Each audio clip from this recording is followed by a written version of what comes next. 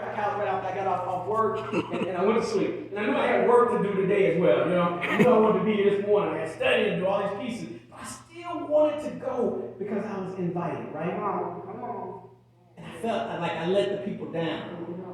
Well, here's the thing. Here's a comparison. Jesus is inviting us to follow him. And even though I felt like that with that situation, I felt like I let him down and I may never get another shot. Jesus is so different. He understands my heart. He understands who I am. And though I get tired, though I make a mistake, though I get weary, that invitation doesn't get revoked. It's there for me. That invitation is still, if I don't say another thing for you today, I want you to remember that though we fall down, though we make mistakes, the invitation is still right in front of us. And at any moment, we can step into that invitation. Amen? And today's message, as I'm laying this out for you, I kind of want to put in your minds what Jesus was saying as he had this divine invitation. Amen? So he says, and I start with that I must deny myself as I begin to accept this. In other words, I must have some discipline, right? So I can't follow behind everything. I can't connect with everything going out here. I gotta find a way to stay disciplined. I gotta find a way to stay focused because I want to be worthy, and and I'm never really all the way worthy, but I want to align with being ready to accept the invitation.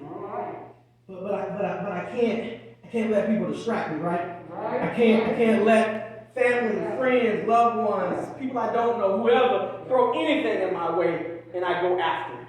Yeah, because I gotta stay focused. I can't even let money distract me because sometimes that can become such a huge distraction. It's not a bad thing now, don't get me wrong. I enjoy paying bills, I enjoy being able to have the finer things of life, but it cannot take me off my track, right? Because I have an invitation from Jesus. I can't let it run me astray. I gotta stay disciplined in that. Because even when I get money, I can still make sure that I take care of the sick. I can still make sure that I house the homeless. I can still make sure I contribute to helping others and bringing them along.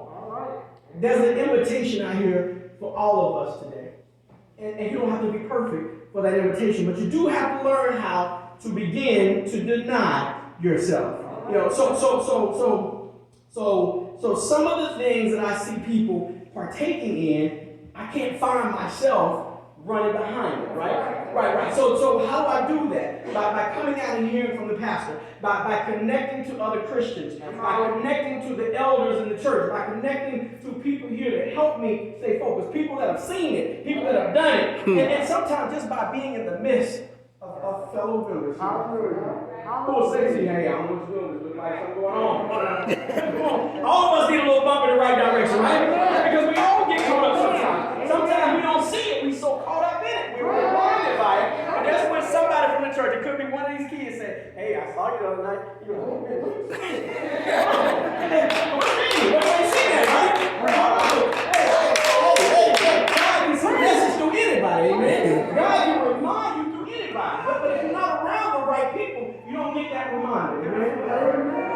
So there's an invitation for you, and you don't have to be perfect for it, but you do have to start to align. You got to be disciplined. You got to begin to think and stay around people that will move you and push you in the right direction. Amen. Yeah. Point number 2, because when we read the scripture, and I'll read it again. Then said Jesus unto his disciples, if any man will come after me, let him deny himself. We talked about that. But then he says, take up his or her cross. Amen. Yeah.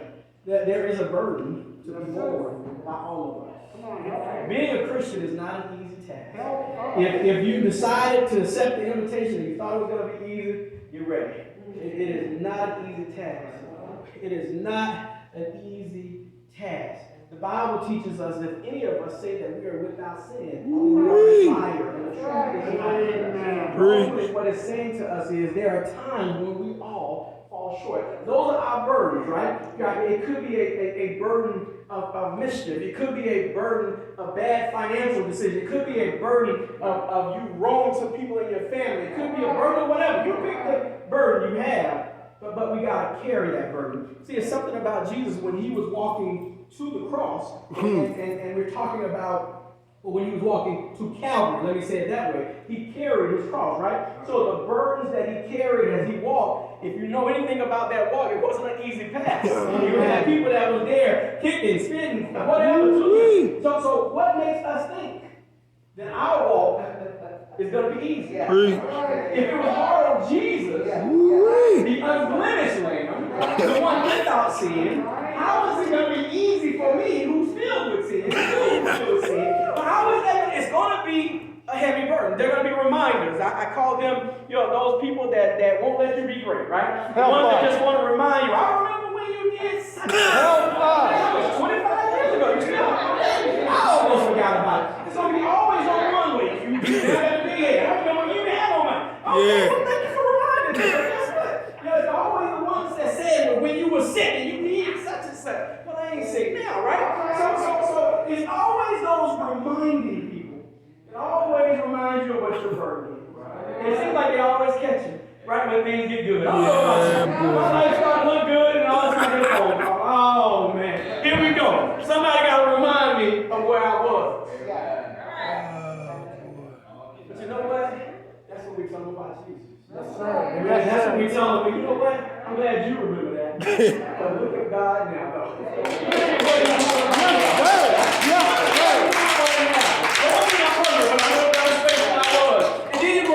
Just like he did it for me, he can do it for you. All right. Just like he did it for me, he can help you with this reminding spirit. You come beyond that and quit being a hater, right? He can help you to be a supporter and start. Let us show you how to do it, okay? Because do know I remember your stuff too. I just choose not to say it because I'm praying that you are beyond it. So we all have our stuff, right? Those are our burdens. Those are our burdens. But for somebody here today, the burden is sickness. The burden is a cancer. The burden is a health issue. The burden is mental health.